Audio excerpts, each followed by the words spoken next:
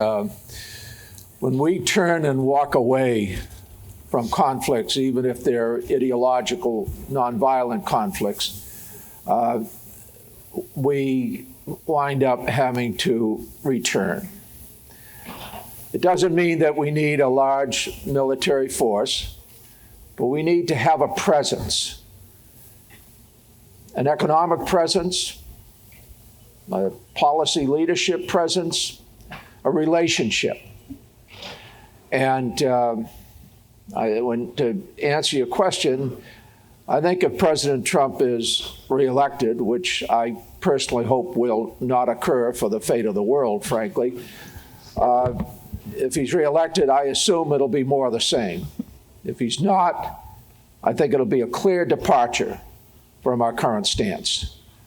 I think right now the one most skilled and qualified to lead this country, particularly in the area of foreign policy, is Joe Biden, not just because he spent 8 years as vice president, but it's because he was also chairman of the Senate Foreign Relations Committee. He knows the players. He knows what works and doesn't work. I don't agree with all of his policies, even all of his likes and dislikes among world leaders. But the reality is he knows what he's doing, and I think we would be able to go back to the role that the United States has consistently played, which is not one of colonialism or, interfering in countries for their natural resources, in other words, for self-serving reasons necessarily, but to maintain a stability throughout the world so that we can benefit from their rising economies, we can learn from their experiences, and we can maintain the kind of peace and prosperity which I think everyone ultimately wants. If I can just push a little bit on that. I mean, we have seen this pattern, again, part of this retrenchment or, de-emphasizing the Middle East, this pattern of subcontracting some of our policy to local actors, to regional actors. Yeah. This started with the Obama administration in Syria, with the subcontracting to, Doha and to Turkey of some of the policies there. And we are seeing it now with the Trump administration. Is this something that you think is going to continue? Well, I'm not sure subcontracting is the outsourcing right word, but outsourcing. I think we all use proxies. Yes. Where we can find dependable allies that share our values and our vision. But I do think we need, as a country, to be integrally involved in a region that has as large a population as the United States, has enormous natural resources, but also has a population, almost half of which, over 40%, are in their 20s, their early 20s. Correct. They're becoming better educated. They're connecting with the rest of the world through the internet. They're a force to be reckoned with. And if we don't work with them, we're going to wind up working in opposition to them, and we don't want that. I think what they want ultimately is consistent with what we want, yes. Which are more inclusive democratic governments, a more prosperous economy that's better shared among the population, and they want to be world players in a positive, substantive way, and that's in our interest that we enable them to do so. I'm talking about the young population of all of those Middle Eastern countries. You want to comment on this? Is so important because 70% of the youth that we're seeing protesting are under the age of 30. Yeah. And they're tired of seeing the U.S. military guy. They're tired of seeing the diplomat. They want to see the entrepreneur, the artist, the university professor, but more importantly, they want a spotlight put on them, and I think that's important. If we identify who these influencers are in Iraq, in Lebanon, in Iran, and we put a spotlight on them, it empowers them. We're not doing that. Remember a year ago when the Iraqis burnt down the Iranian consulate in Basra and burned down Shia militia offices tied to Qasem Soleimani, we condemned the protesters. We said that's not the way to behave. This is much different. This is the first time that Iraq has been a country that's welcoming the U.S., and we don't need to do anything militarily. We don't need to do anything legislatively.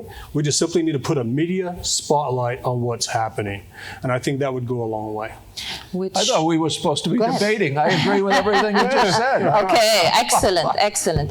Bipartisan agreement here. Cowboys, Excellent. Redskins, we can argue about that. Okay, so this, let's talk about Iraq. So, Yes. one country where we did regime change is Iraq. And there is definitely in a way, convergence between both President Trump and his Democratic opponents when talking about Iraq as an example of why we should not get involved in the Middle East, Right. And so what do you say? And the argument, the intellectual argument is that our invasion, of Iraq has created a political and security vacuum, which Iran skillfully exploited to widen its presence and in Iraq, but also through Iraq in the region. So given what's happening, Yes. recently in Iraq, where do you think, what should be the priorities of the US administration? Again, future administration, Trump or Democratic administration in approaching Iraq? Because until now, we have an Iran policy in Iraq. Exactly. We don't have an Iraq policy. Well, we have a policy that favors Iran in Iraq, Yeah. as opposed to one that actually curbs it. But what I would say to that is, this is the one time, this is the beginning of what happened in Syria. With the protesters on the street, a slow, incremental campaign to kill them, and absent the media spotlight. We did not have leverage in Damascus. We have leverage in Baghdad. And the statements from the White House, the statements from Sistani are giving hope to the protesters. We have an opportunity. We can't do time travel foreign policy and go back and fix everything.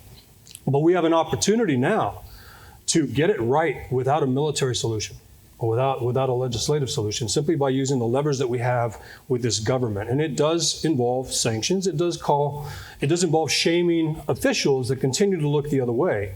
I've been criticized for not looking at Iraq through a sophisticated lens. But I would counter that with sometimes You are a sophisticated guy. Sometimes Let's get this. Sometimes a sophisticated lens can be rose-colored glasses. Yeah. And you can't look at Iraq without seeing the influencers that will remain regardless of who the prime minister is. Even if the prime minister is changed out, you will still have these power centers that are still tied to Tehran. Correct. That we have an opportunity to address through the Iraqi people, not through any U.S. military intervention, but simply recognizing that the Iraqi people for the first time, and if you look at the Sunni and Kurdish populations in Iraq, they're very cautious to jump on board because when they criticized Iran, they were squashed. When the Sunnis criticized Iran, they were squashed. This is the first time that the Shia youth are saying, halas, that we want something different. And the only way to fix them or to help them for the 2022 elections is to identify influencers now and help them survive this. So the White House statement, recent White House statement, which called for, basically supported one of the demands of the protesters, which is early election, electoral reform. Is this the right, policy? Is this the right way to proceed going forward? The Prime Minister yesterday had an hour-long news conference, and he said, we need another year before we can do anything. Yeah. The protesters need to stay alive for another year. We don't have a year. This is immediate. There are things you can do now. We want to see CNN reporters in Tahrir Square. Exactly. It can't just be Al Huda. It can't just be Al Jazeera. Exactly. It can't just be. It's not even Al Huda anymore. They've been kicked out. Yeah. We need CNN. We need BBC. We need the media to actually care about something that is what Western democracies care about. When a government uses its military to kill civilians. These are Magnitsky Law violations. These are Leahy Law violations. These are things a bipartisan Congress can get behind. Our adversaries should stop hoping for election outcomes that favor them. They should fear a Democrat president and a Republican president. They should not think that some outcome somehow favors them and allows them to get away with things that should align Western democracies to oppose it. Thank you. Let's shift now to U.S.-Israeli relations. At least 3 Democratic candidates in the presidential elections have called for introducing conditionality on U.S. aid to Israel. So are we seeing a recalibration of this relationship prompted by domestic dynamics in both of our countries, the United States and Israel? And how might the next administration approach the relationship with Israel, whether it's a Trump administration or a Democratic administration? I guess that's directed to me. Yes. If it's Trump administration, I think you're going to see the same kind of embracing of the authoritarianism, which has become more and more dominant throughout the government now. I think with Netanyahu's departure, we will see a government that I think the U.S., either any president, is more likely to be able to work with. If Biden is elected, I think you're going to see a continuation of very warm relations and probably very little conditionality. In fact, he's spoken out against the kind of conditionality that other Democratic presidential candidates have enunciated. Frankly, I think some conditionality is justified. I mean, it's American taxpayers' money. The money ought to be used to further America's interests. And America's interests are not in expanded settlements. It's not in the creation of an apartheid type of system outside the traditional borders of Israel. I think the United States needs to use its substantial leverage with the Israeli government. I think it's been difficult with Netanyahu because he's been getting everything he wants. I don't think that would be the case with another president. I won't try to speak for Mike Pence, although I think that the vice president, if whatever happened, he wound up as president, I think it'd probably be a continuation of the Trump policy. So even if Mr. Biden becomes president, then you'll see I that happening? Pence. Because you said he has, yeah, I know you said Pence, but if Mr. Biden were to become president, you have said he's the only one who did not speak about conditionality. Do you see that? I don't think he's going to label it conditionality. I think he's more comfortable promoting policy that's controversial behind the scenes. That's the way he has worked throughout his career, not airing grievances in public. I think a lot of his policy is going to be determined by who he chooses to advise him. And he's going to have some very good qualified people advising him who are kind of, in the shadows right now.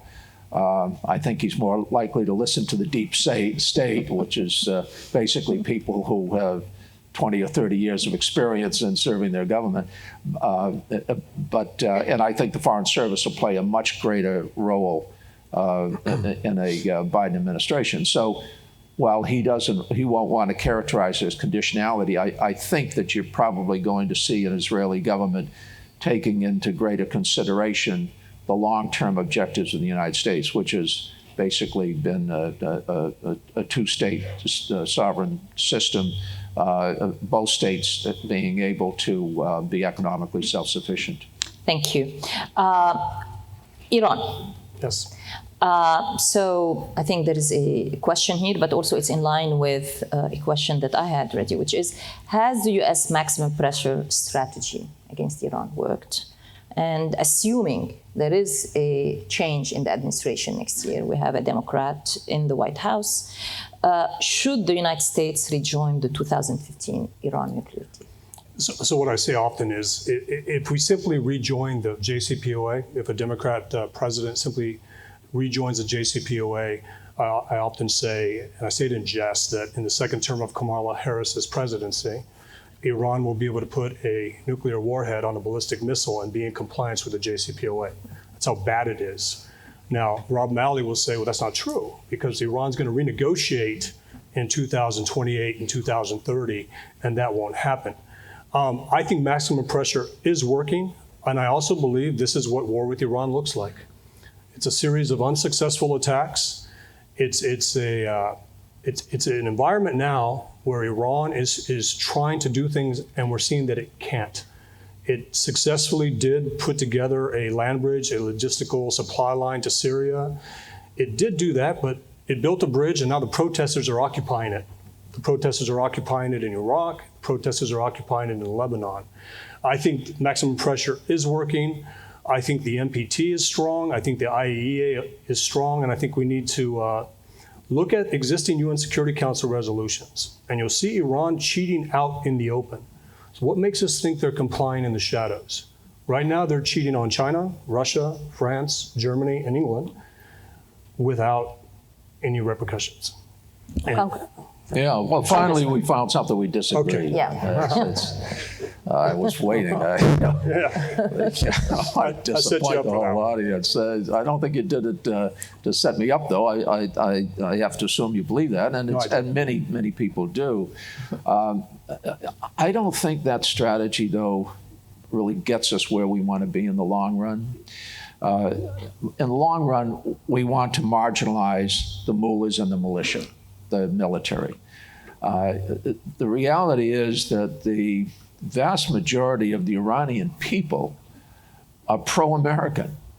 Certainly that was evidenced after 9/11. It's been evidenced throughout the history of U.S. relations with the Middle East. Iran was our closest ally. And right up until the revolution in '79. So I think that there is more hope for building on the JCPOA because it creates a format where we can negotiate other agreements. I want to get some private economic interests into Iran. And every time that we impose sanctions, it's the Revolutionary Guard that takes over that industry, makes more money off it. The black We're market imposing sanctions thrives. because they've already taken over the industry. Yeah, I know, but seems to be you the know, when we had the JCPOA starting to work, we were seeing some Western oil companies come into Iran. We were seeing the beginnings of some opening of trade with corporations that they couldn't control. I think that was a threat to the Iranian military, and I think that's a good thing.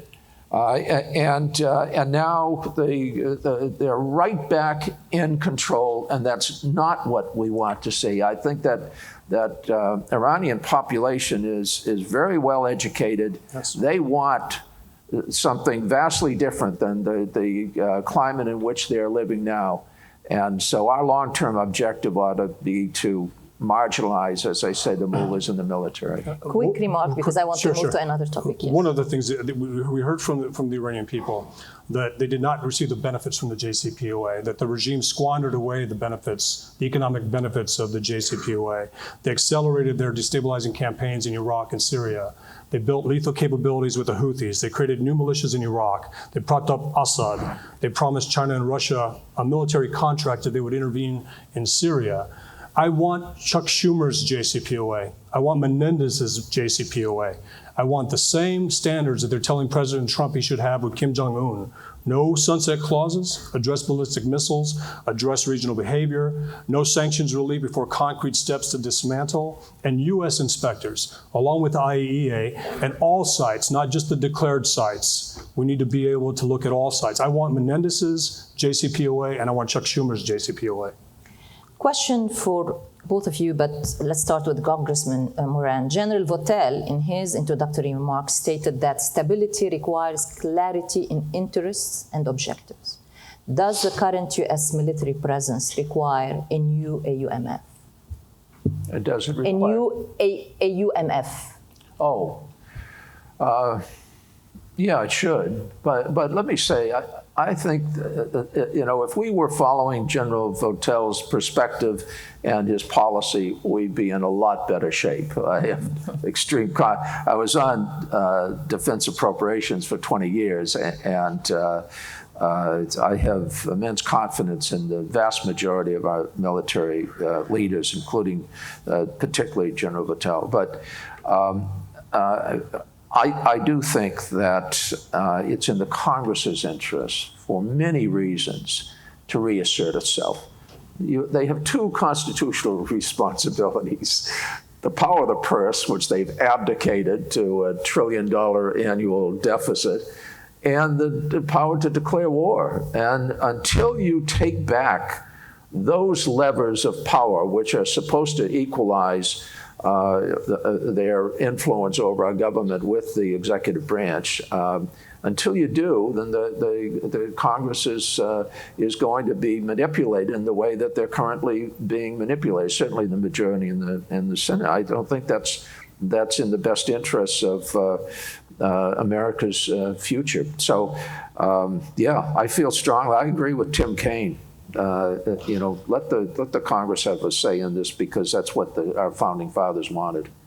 Do you want to add? I think we should add IRGC Quds Force militias to the AUMF. I think it's unfair that we only target Sunnis and we won't target Shia terrorists. I think that's a bad policy. We can hit them. There were 13 missiles launched at a U.S. site in Iraq, and we had counter-fire battery radars, and we actually hit one of the militias, I think it was Kitab Hezbollah, that actually launched these rockets. So we are capable of hitting them, but only as a defensive measure or a countermeasure. We should be able to target IRGC Quds Force militias. Israel's doing it. They're hitting them in Iraq, and the Iraqi people are not protesting Israel's violation of its airspace because they see it as an attack on Iran and not an attack on Iraq's sovereignty. So we are 2 months past the 1-year anniversary of Jamal Khashoggi's murder. And question for you first, and then maybe Congressman Moran can join us.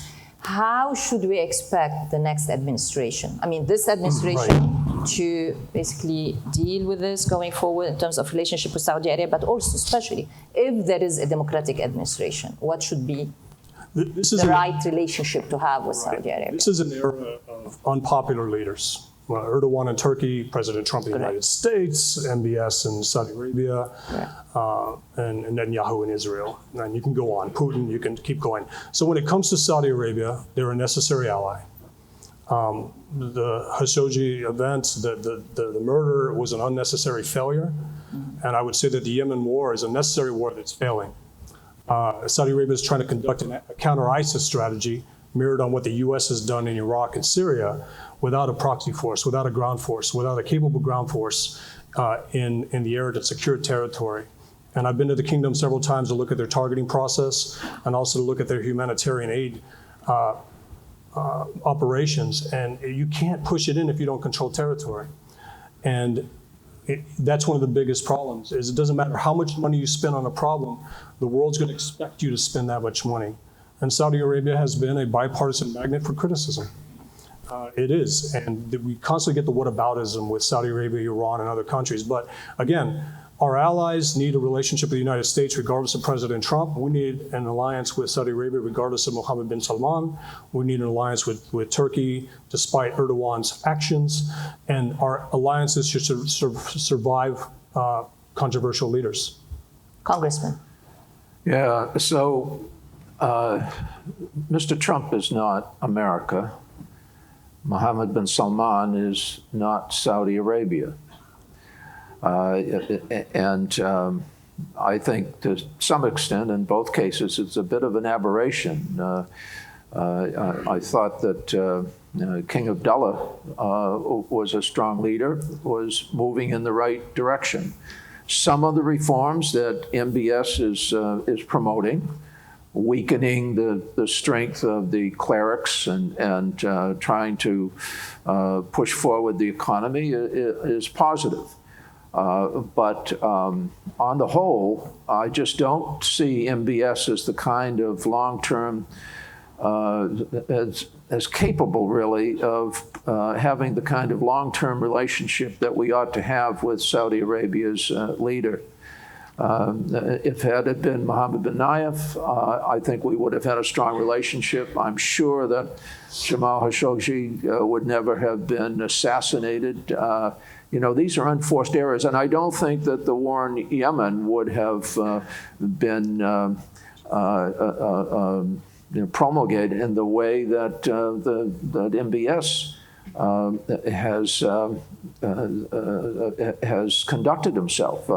You see that UAE is pulling out. MBZ is a more wizened leader and sees the writing on the wall. I'm not sure MBS sees it. I think he's watching too many video games, and I'm not sure that our future relations with Saudi Arabia ought to lie with MBS's leadership. So if next year the king is old, if something happens to the king, and Well, MBS becomes the king. But something has already happened to the king. The king is So what's not going to be running the our country. stance then? Well, I don't want to say something that's going to have international implications. I'm just saying that I think it's going to be difficult for the next president to have the kind of relationships we ought to have with Saudi Arabia, and particularly with its young population.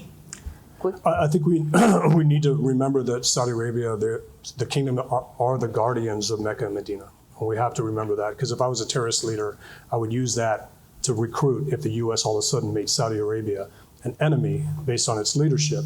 But the one thing is, we talk about the U.S. tilting out of the region, tilting out of the Middle East. Russia and China are tilting in, and Russia and China are engaging Saudi Arabia. And one of the things we learned in Riyadh, when we were speaking with some officials, is our new friends, in quotations, our new friends don't ask us to change.